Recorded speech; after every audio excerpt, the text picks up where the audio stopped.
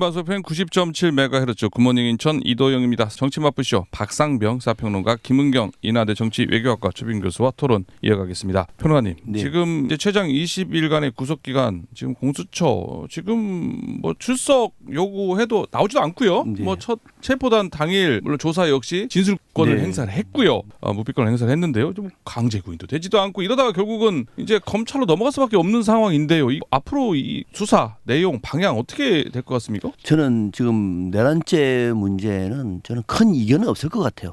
다만 이 공수처가 수사에 나섰으면은 어떤 성과를 가지고 그 내용을 검찰에 넘겨서 검찰이 확인해보고 기소를 해야 되는데 네. 그 절차가 생략되기 때문에 또 왜 생략이 됐는지는 다 알고 있어서 저는 공수처한테 불리하지는 않을 것 같아요. 다만 이제 헛수고한 것이 국민들 앞에 좀 민망하겠죠. 이거는 어떻게 뭐 얘기할 수가 없는 거죠. 윤석열 대통령이 현재 대통령이라 하는 자리가 큰 것 같아요. 예. 그것이 아니면은 뭐 어렵지 않는데 공수처도 우리도 처음 보는 건 아닙니까, 그죠? 예. 공수 처음이고 현재 대통령을 어떻게 그렇죠. 수사를 해야 되는 거죠? 전례가 없는 거예요. 이걸 가가지고 끌고 놓을 수도 없는 거고, 제발 좀 수사 좀 받으세요 할 수도 없는 거고, 그런 아무튼 공수처 수사는 절대로 안 맞을 것 같아요. 자, 앞서 제가 윤 대통령 얘기를 했는데요. 윤 대통령 지금 보면은 어제 3차 변론, 어제 그저께 예. 오늘 또 이제 4차 변론 합니다. 예. 똑같을 것 같아요. 자기 책임 없어요. 제가 지난번 한 방송할 때 아마 여러분들에게 그런 말씀 드렸을 겁니다. 윤 대통령 용산 집무실에 그 더 벅스탑 히어라고 하는 영문이 있어요. 이거 바이든 대통령이 선물한 거예요. 네. 미국에는 트루먼 대통령이 과거에 그걸 앞에 명패를 적어놓고 모든 책임은 내가 진다는 뜻이에요. 그거를 바이든 대통령이 좋아해서 윤 대통령도 그런 그때만 하도록 법치, 상식, 공정 이런 거니까 네. 모든 책임은 대통령이 지는 거다 하면서 그걸 선물 받아가지고 지금 용산 대통령실이 있어요. 모든 책임은 내가 진다. 지금 봐요. 비상계엄, 야당 탓, 군 출동, 군부 탓, 수사 거부, 공수처 탓, 예. 구속영장, 서부지법 탓, 포고령, 김용현 탓. 예. 본인은 무슨 책임져요? 아무 책임 없어요. 예. 이따의 발언을 지금 법원에서 대통령이 하고 있다고요. 근데 그런 사람 앞에 공수처가 무슨 수사를 하겠습니까? 검찰을 넘기고 검찰이 판단하도록 할 수밖에 없을 것 같습니다. 아니 검찰 넘어가면 검찰에서 하면은 뭐 수사에 응할까요? 윤석열 대통령? 검찰은 이제 기소를 하는 거니까 기소하면 이제 재판으로 가는 재판을 거죠. 갈 수밖에 없으니까는 그렇죠. 네, 그거는 뭐 어쩔 수가 없다. 네. 그러면은 그 헌재에서도 지금 출석을 하고 있잖아요. 오늘도 뭐 네. 출석할 것 같은데 결국은 아까 말한 같은 내용을 계속 반복하는 전략으로 갈 수밖에 없겠네요. 이제 헌재는 이제 내란죄와 관련해서는 별도 구체적인 신문을 안 하니까 예. 속도가 훨씬 빠르질 수 있을 것 같고요. 예. 헌법재판은 이번에 형성 문제와 관련해서 이것이 헌법 위반인가 보지 그 형사상 내란죄는 따지지 않습니다. 그래서 내용은 조금 다를 수 있을 것 같아요. 예, 알겠습니다. 네. 지금 검찰과 공수처 그리고 헌재 얘기까지 다 해서 네, 지금 이제 공수처가 계속 뭐 강제구인까지 한다고 하지만 저는 응하지 않을 거라고 생각하기 예. 때문에 이미 공수처는 할 만큼 했다. 예, 구속까지 시켰다 그러면은 어느 정도 물론 뭐 제대로 된 수사를 하면 더 좋겠지만 이 기간이 20일이 있으니까 저는 빨리 예. 검찰에 넘겨서 검찰은 무조건 구속 기소할 겁니다. 예. 예. 그래서 구속된 상태로 재판을 받게 하는 게 저는 우선이다. 그러면 이제 한 6개월 정도 구속 상태에서 재판을 받을 수 있지 예. 않겠습니까? 저는 내란 우두머리 혐의 이미 다 국민들이 알 정도로 다 나와 있고 지금 이미 구속되어 있는 같이 그 가담했던 사람들이 다 구속돼서 지금 예. 재판 받고 이제 있거든요. 거기서 나오는 것과 재판을 같이 진행하다 보면은 저는 금방 6개월 안에 이 내란 우두머리 혐의가 1심 결과가 나오리라고 보고요. 네. 그래서 지금 재판은 재판대로 내란죄는 그렇게 또 진행하는 것이 맞는 것 같습니다. 그러니까 공수처에서 조사는 없을 것이고 그대로 검찰로 넘어가서 네네. 구속 기소가 돼가지고 네. 그냥 내란죄에 대한 형사 재판은 진행하는 그렇죠. 거고 네. 그리고 탄핵 심판 그거는 또 어떻게 생각하세요? 탄핵은 말씀하신 대로 위헌적인 부분만 예. 밝히면 되는데 지금 이제 여러 가지로 뭐 최상목 대행에게 그 건넨 문건 네. 그다음에 국회의원을 끌어내라고 했냐 안 뭐 했냐 아니다라고 다 네. 부인하고 있으니까요. 이런 굉장히 제가 볼 땐 오히려 더 심플합니다. 이게 이 헌법을 위반한 비상계엄을 발표했느냐 라는 부분들이기 때문에 저는 이거는 몇 명의 증인들을 통해서 예. 좀 확실히 더 드러날 것 같고 또 김영헌과 대질 신문을 하게 되면은 뭐 이런 부분들은 조금 더 예. 분명하게 드러날 거라고 봐서 오히려 헌재의 결과는 예. 더 좀 빨리 나오리라. 예. 2월 말 음. 늦어도 3월 초 에는 결과가 나오지 않을까. 사실 오늘 혹시 김영원 전 장관하고 대질신문이 이루어지지 않을까, 같이 이제 헌법재판에서 만나지 않을까라는 생각에 지금 관심사를 할 수가 있는데요. 여행 여기까지 좀 나눠보고요. 서울 서부지법 난동 사태, 폭력 사태에서 좀 잠깐 얘기를 해보겠습니다. 이게 지금 윤 대통령에 대한 구속영장 발부 이후에요. 극렬 지지자들 2030 세대가 이제 50%가 넘었는데요. 서부지법 폭력 사태, 난입을 해가지고 잠깐 아까 말씀하셨는데요. 이게 좀 방송과 인터넷에서 또 생중계 되지 않았었습니까? 요 모습 보시고 참 어떤 생각을 가졌는지 좀 한번 듣고 얘기 좀 더 나눠보도록 하겠습니다. 변호사님. 윤석열 정권에서 결국은 21세기 판 정치 깡패들이 등장했구나. 저는 딱 그 생각했습니다. 이제는 우리 헌정사상 처음으로 사법부까지 공격을 받고 있구나. 예. 이들은 한마디로 저는 대한민국의 극우 세력이라고 봅니다. 그래서 윤석열 정권은 극우 세력의 꽃을 피운 정권이다. 예. 이거 잘못 정리하면은요 앞으로 극우 세력이 더 세게 나갑니다. 제가 발본색원해야 된다고 말씀드리는 이유는 예. 지금부터 완전히 싹을 잘라내야 나야 되는 것이지. 서유럽의 80으로 나간 나라들 보면 대부분 그 정리가 제대로 안 돼서 그런 거예요. 예. 바이마르 공화국의 취약한 정권은 나치즘을 만들어냈습니다. 예. 저는 이런 극우 세력이라고 봐요. 아직 그게 많지는 않습니다만 극우 세력은 보수가 강경한 게 극우가 아니에요. 보수하고 극우는 달라요. 보수는 법치를 존중합니다. 예. 전통을 존중합니다. 극우는 그런 거 필요 없어요. 그냥 파괴예요. 파괴. 적대. 예. 혐오. 지금 그 극우 세력들이 준동하고 있습니다. 어떻게 준동? 법원까지 파괴할 정도로. 저는 그걸 보면서 그러나 어떤 짓을 하더라도 예. 대한민국의 민주주의 수준은 그들이 파헤칠 무력하지 않다. 그래서 한 명이라도 이번에 발본사건에서 영구 우리 정치권에서 퇴출시킬 수 있는 국민적인 지혜를 모아야 할 때다. 그들 게임 끝났다. 예. 네. 저는 오히려 12.3 내란보다 이번 119 서부지법 폭동을 더 위험한 한국의 징후로 봤습니다. 예. 서부지법 그러니까 대법원도 입장문을 냈는데 법치주의에 대한 전면적인 부정이자 중대한 도전이라고 얘기했는데 저는 이번 폭동에서 세 가지 점에 좀 주목을 했거든요. 첫 번째는 여전히 윤석열은 구속되었지만 위험한 인물이다. 계속 그 영상을 통해서 메시지를 낸 부분은 예. 사법의 그 질서를 무시한 것이고 나는 죄가 없다고 계속 항변하면서 결국 이러한 지지자들을 계속 선동한 거 아니겠습니까? 예.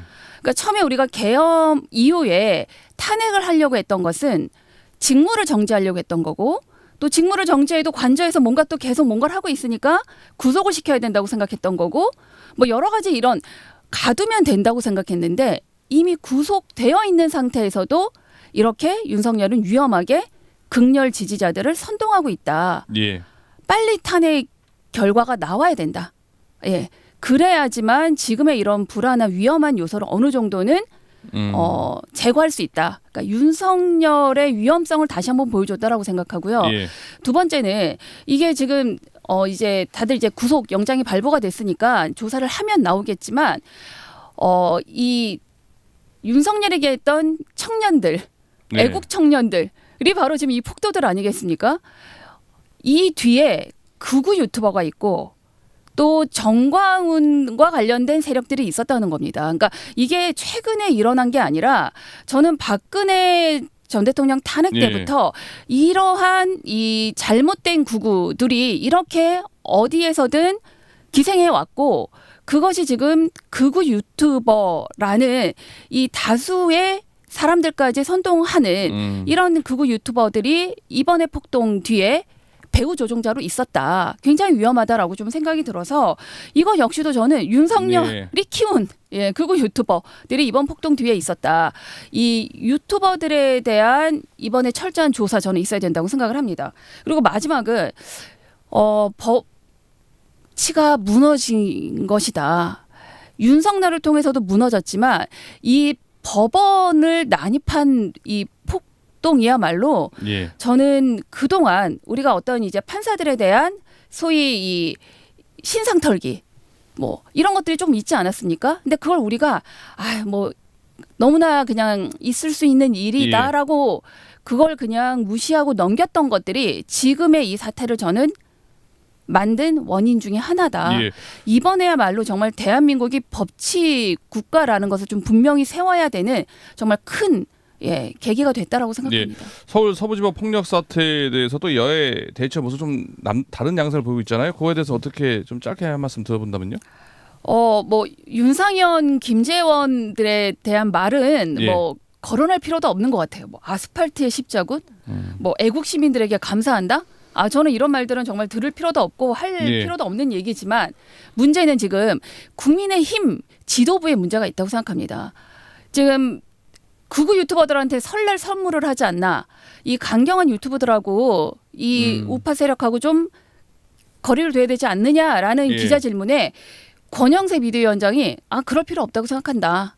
굳이 들어보고 유연하게 대응해야 된다고 생각한다. 이런 당의 입장을 밝혔다는 걸 보면 저는 이제 국민의힘이라는 당명을 극우의 힘으로 바꿔야 될 때다. 네. 예, 평론가님. 네. 이번에 그 또 하나 이 서부지법 난동 그때 현행범 9명이 지금 체포가 되지 않았었습니까? 네. 그중에서 경찰에서 66명을 네. 구속영장을 청구를 했고요. 검찰에서는 63명을 네. 청구를 했는데 어제 56명 앞에 구속됐던 2명 포함해서 지금 58명이 지금 구속이 됐단 말이에요. 그런데 이들 50% 절반 이상이 지금 2030 세대라고 하는 거 아니겠습니까? 네. 이거 어떻게 보십니까? 이게 어떻게 이 2030 세대도 이렇게 많은 수가 이번 폭력 사태에 포함돼 있고 이런 일이 벌어지게 된 거죠? 보통 이 극우의 행동대들은 젊은이들이에요. 그리고 나이가 든 사람들이 법원에 담 뛰어넘어가서 들어가기 어려워요. 다리가 아파서 못 넘어가요. 그러니까 젊은이들이 앞장서는 것이고 그 젊은이들이 대한민국 2030을 대표하느냐 천만의 말씀이거든요. 그건 한 줌도 안 되는 사람들이에요 다. 그러니까 그렇게 철 모르게 뛰어들어 가지고 법의 맛을 봐야 이 나라는 내 주먹이 아니라 내 발길질이 아니라 법치구나를 아는 것이고 저는 그 현장에서 좀 아쉬웠던 대목이 조희대 대법원장의 이 판단이 너무너무 아쉬웠어요. 우리 헌정 사상에 처음 있는 일이고 우리나라 법치의 마지막 보루 아닙니까? 그걸 듣는 순간에 바로 현장에 갔어야 되는 거예요. 바로 대법관 다 모이시라고 이러다 밤에 다 모이시라고. 네. 거기서 현장을 보는 거예요. 박살난 거. 그러고 난 다음에 거기서 일벌백계를 지시하고 단호하게 대처해야 되는데 아침에 잘 주무시고 출근길에 오늘 오전에 긴급 대법관 회의하겠습니다. 이게 뭡니까 이게 대법원장이 그 자리에 있어서 깨지다도 아무 상관없다는 거 아닙니까 이게 그 법원 행정처장 그거 가가지고 그 분노를 쏟아내는 이런 대법원장이 아직 대한민국에 있다는 것 자체가 이게 말이 됩니까? 저는 밤 12시나 1시든 가서 거기서 불러야 되는 거예요. 이거 보시라고 이거를 와서 이 대한민국에 이런 일이 있었느냐고. 우리 조희대 대법원장 편안하게 주무시고 아침에 와가지고 무슨 긴급 이런 정말 가야 할 길이 멀다는 생각이 들고 또 하나는 경찰들도 이들의 이 행태가 있는 줄 알면서도 그날 아주 적극적으로 대응을 하지 못했어요. 얻어 터지는 모습을 봤습니다. 그래도 왜 현장에서 왜 체포를 안 하죠? 우리 화면에 봤잖아요. 경찰이 얻어 터지고 있어요. 왜 현장 체포를 안 합니까? 다 도망갔어요. 이거는 지금 우리가 생각하는 이상으로 우리 사회의 권력의 심정부는 너무너무 썩어 있다. 우리가 깜짝 놀랄 만큼 그런 생각도 듭니다. 서울 서부지법 폭력 난동 사태에 대한 얘기는 여기까지 나눠보고요. 지금 지지율 얘기 좀 잠깐 해보겠습니다. 탄핵 정국에서도요. 지금 윤석열 대통령이 구속됐는데 국민의힘 지지율이 46%. 최근에 열미터 조사에서도 지난번에 여론조사 기관 4군데의 공동조사에서도 골든크로스가 일어났는데요. 지금 국민의힘 지지율이 더 높아지는 양상을 지금 보이고 있단 말이에요. 그런데 이게 지금 왜 이런 현상이 지금 발생하는 거죠, 교수님? 다들 이제 얘기하는 이유 중에 하나가 너무 지금의 여론조사가 과표집이 돼 있다. 그러니까 이제 응답률이 보수를 지지하는 응답자의 수가 많다라고 많이 좀 얘기들을 하더라고요. 근데 저도 이제 몇 가지 보여지는 게 광주 전라 지역에서도 리얼미터 결과가 34.8%가 정권 연장을 원한다. 라는 조금 상식적으로 좀 받아들이기 어려운 답을 좀 했고 그리고 좀 이제 진보 여론조사 기관이라고 얘기하는 그 여론조사 꽃에서도 국민의힘 지지율이 높게 나왔거든요. 근데 이 여론조사를 진행하면서 뭐라고 얘기했냐면 김어준 씨가 저희가 이번에 조사하면서 굉장히 특이한 점을 발견했다. 보수층이 기다리고 있다는 듯이 전화를 받는다. 보통 70대 여성들이 잘 응답률이 안 차는데 순식간에 다 찬다. 기다리고 네. 있다가 전화를 받는 아주 적극적인 수준이 정말 이례적이다 이런 얘기를 했어요. 예. 그러니까 지금 1,000명의 응답을 한다 그러면 그걸 이제 우리가 이렇게 어느 정도 이 표집을 좀 정하지 않고 그냥 차는 대로 이렇게 응답을 하다 보니까 아무래도 지금 이 절실한 쪽은 이 윤석열 지지자들 아니겠습니까? 그러니까 이런 여론조사가 예. 자기 의견들이 좀 반영되려고 오히려 지금 대기하고 있다. 전화를 기다리고 있다라고 이제 좀 보여지는 건 사실인 것 같고 그럼에도 불구하고 그러니까 여론조사가 잘못됐다, 조작됐다 이렇게 얘기하고 치부할 일은 아닌 것 같아요. 저는 두 번째가 처음에 지금 이 계엄으로 인해서 지금의 모든 것들이 발생한 거 아니겠습니까? 예. 결국 헌정 질서를 수호하겠냐. 파괴하고 있는 것이냐라는 이제 이런 대척점을 가져야 되는데 지금 자연스럽게 이 계엄과 탄핵을 건너서 대선으로 오다 보니까 보수냐 진보냐 정권을 연장하게 원하느냐 바뀌길 원하느냐 이렇게 뭔가 프레임이 구도가 확 어느 순간 바뀌었습니다. 예. 그러니까 지금 윤석열의 계엄과 탄핵의 문제가 아니라 지금 다음 정권은 누가 가는 거지? 라는 것으로 지금 프레임을 예. 옮겨버리니까 지금 이 이재명은 안돼 프레임이 오히려 좀 강하게 작동하다 보니까 정권 연장을 해야 되고 탄핵은 해서는 안 되고 민주당을 지지하지 않고 이런 식으로 좀 나타나는 것이 아닌가라는 생각이 듭니다. 근데 저는 이런 것의 뒤에는 여전히 보수 언론이 예.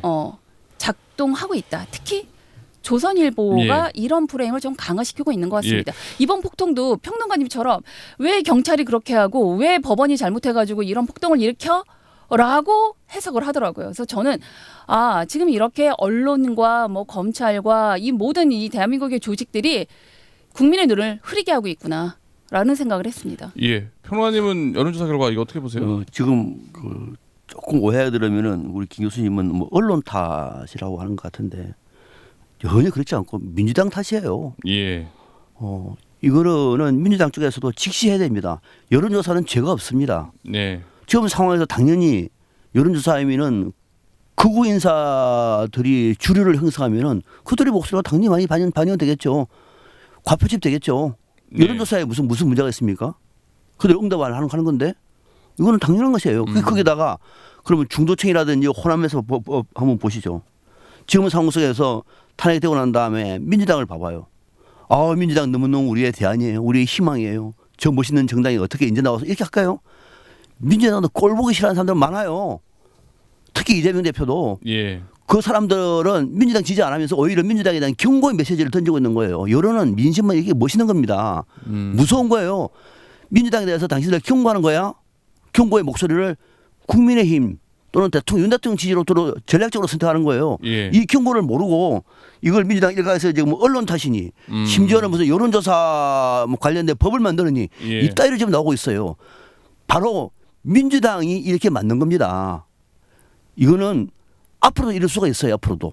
따라서 이번에 여론조사에서 국민의힘이나 윤 대통령 지지율이 나오는 것은 지금 흐름을 반영하는 것이지만 이거는 민주당에서 타산지수로 삼아야 되고 성찰할 문제다.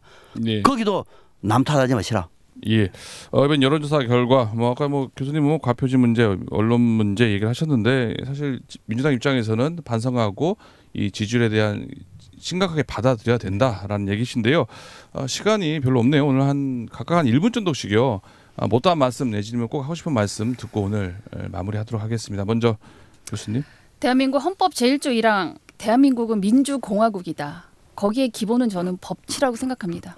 공화주의도 그렇고 민주주의도 그렇고 그 법치의 근간을 흔드는 일이 더 이상 발생되지 않았으면 좋겠습니다. 예. 네, 저는 이번 상황을 보면서 요즘에 계속 이 화두에 아주 지금 매몰되어 있는데 저는 극우주의가 대한민국에서 세력으로 더 잔존해서는 안 되겠다. 이번 게 완전히 뿌리 뽑지 않으면은 우리 어느 날 우리도 나치점 파시점으로 갈 가능성 배제 못해요. 완전히 뒤지죠. 모든 것을 다 거부할 수 있는 이들이 예.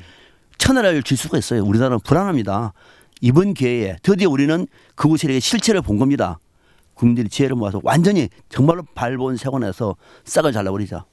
그런 말씀을 거듭 드립니다. 그게 대표적인 아까 말한 서울 서부지법 폭력 사태가 가장 큰 걸로 그렇죠. 보시는 거죠. 그 밑에 이제 이른바 강성 유튜브들, 종교 음. 집단들, 특히 몇몇 안 되는 그 극우 인물들, 예. 그런 인물들이 너무 많기 때문에 이분계의 뿌리를 뽑자는 말씀을 드리는 겁니다. 알겠습니다. 오늘 말씀 여기까지 듣도록 하겠습니다. 두 분 오늘 취해서 고맙습니다. 맞습니다. 네, 감사합니다. 오늘 정치 맛보시죠. 박상병 사평론가 김은경 인하대 정치외교학과 초빙 교수였습니다.